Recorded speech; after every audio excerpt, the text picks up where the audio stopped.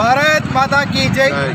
ఈరోజు మహారాష్ట్రలో మన బీజేపీ కూటమి గెలవడం జరిగింది. భారతదేశంలో దాదాపు 80% రాష్ట్రాలన్నీ కూడా మన బీజేపీ కైవసం చేసుకుంది. అందులో మన మహారాష్ట్ర కూడా రేపు యాడ్ కాబోతుంది. అయితే మన శివాజీ పుట్టిన గడ్డ, మన హిందువులందరూ ఏకమై బీజేపీకి గెలిపించడం చాలా సంతోషకరంగా ఉంది. అయితే జార్ఖండ్లో కూడా మనదే పైచేయిగా ఉంది. ముందుతో పోల్చుకుంటే ఇప్పుడు ఎక్కువ ఆధిక్యంలో ఉన్న రాష్ట్రంగా జార్ఖండ్ కూడా మనం చెప్పొచ్చు.